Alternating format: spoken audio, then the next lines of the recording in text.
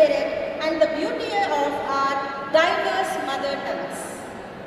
We gather here to honor a passion forecasted by our dedicated language departments and of Philo-Billiton to dramatic brilliance. From the national seminars to the high energy. ನಾನು doctor A T ಸದೇ Bose ಸಂತ Philomena ಕಾಲೇಜಿನ ಕನ್ನಡ ವಿಭಾಗದ ಮುಖ್ಯಸ್ಥನಾಗಿ ಕಾರ್ಯನಿರ್ವಹಿಸ್ತಾ ಇದ್ದೇನೆ. ಹಾಗೆಯೇ ಭಾಷಾ ನಿಕಾಯದ ಮುಖ್ಯಸ್ಥನಾಗಿ ಕೂಡ ಕಾರ್ಯನಿರ್ವಹಿಸ್ತಾ ಇದ್ದೀನಿ.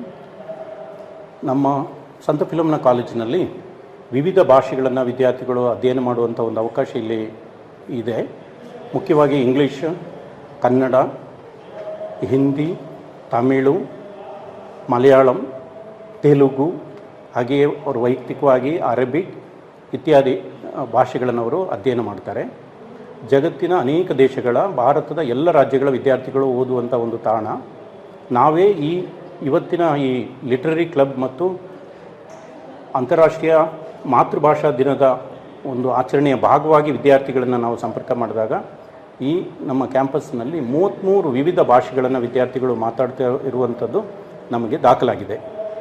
ಹಾಗೆಯೇ ಇದರಲ್ಲಿ ಭಾಷೆಯ ಮಹತ್ವ ಮಾತ್ರವಲ್ಲ, ಅದರಲ್ಲೂ ಸಾಹಿತ್ಯದ ಮಹತ್ವ ನಮ್ಮ ಇಡೀ ಪರಂಪರೆಯಿಂದ ಸಾಕ್ತಾ ಬಂದಿರೋದನ್ನು ಒಂದು ಅರಿವನ್ನು ಮಕ್ಕಳಿಗೆ ವಿಸ್ತರಿಸುವಂಥ ಒಂದು ಪ್ರಯತ್ನದ ಭಾಗವಾಗಿ ನಮ್ಮ ಹಿರಿಯ ಇಬ್ಬರು ಗಣ್ಯರನ್ನು ಕರೆದುಕೊಂಡು ಇವತ್ತು ಈ ಕಾರ್ಯಕ್ರಮವನ್ನು ವೈವಿಧ್ಯಮಯವಾಗಿ ನಾವು ರೂಪಿಸಿದ್ದೇವೆ.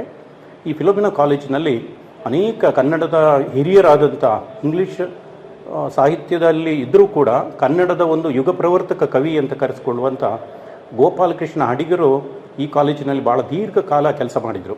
ನವ್ಯದ ಉತ್ತುಂಗದಲ್ಲಿ ಅವರಿದ್ದರು. ಅದೇ ರೀತಿ ಮಾಸ್ತಿ ಕನ್ನಡದ ಸಣ್ಣ ಕಥೆಗಳ ಜನಕ ಅನ್ನುವಂಥ ಕರೆಸಿಕೊಳ್ಳುವವರು ಅವರ ಕಥೆಗಳ ಪ್ರಕಾರಕ್ಕಿಂತ ಸ್ವಲ್ಪ ಭಿನ್ನವಾದ ರೀತಿಯಲ್ಲಿ ಕನ್ನಡದಲ್ಲಿ ಸಣ್ಣ ಕಥೆಗಳನ್ನ ಕಟ್ಟಿ ರೂಪಿಸಿದವರು ಶ್ರೀ ಕೆ ಸದಾಶಿವ ಅನ್ನುವಂಥವರು. ಅವರು ಕೂಡ ನಮ್ಮ ಕಾಲೇಜಿನ ಪ್ರಾಣಿಶಾಸ್ತ್ರ ವಿಭಾಗದಲ್ಲಿ ಪ್ರಾಧ್ಯಾಪಕರಾಗಿದ್ದರು. ಹೀಗಾಗಿ ಈ ಕಾಲೇಜಿಗೆ ಒಂದು ದೀರ್ಘ ಪರಂಪರೆ ಇದೆ. ಆ ಪರಂಪರೆಯನ್ನು ವಿದ್ಯಾರ್ಥಿಗಳಿಗೆ ನೆನಪಿಸುವ, ಸಾಹಿತ್ಯದ ಅರಿವನ್ನು ವಿಸ್ತರಿಸುವ, ಹಾಗೆ ಈ ಸಾಹಿತಿಗಳು ಓದು ಮತ್ತು ಇವುಗಳ ಮೂಲಕ ನಾವು ನಮ್ಮ ವ್ಯಕ್ತಿತ್ವವನ್ನು ರೂಪಿಸಿಕೊಳ್ಳುವಂಥ ಒಂದು ಕ್ರಮಕ್ಕೆ ಒಂದು ಚಾಲನೆಯಾಗಿ ಇವತ್ತಿನ ಕಾರ್ಯಕ್ರಮವನ್ನು ಹಮ್ಮಿಕೊಂಡಿದ್ವಿ. ಎಲ್ಲರೂ ಕೈ ಜೋಡಿಸಿ ಇದನ್ನು ಆಗು ಮಾಡಿದ್ದಾರೆ. ಮಾಧ್ಯಮದ ಮಿತ್ರರು ಕೂಡ ನಮ್ಮ ಜೊತೆ ಸಹಕರಿಸಿದ್ದಾರೆ. ಎಲ್ಲರಿಗೂ ವಂದನೆಗಳು.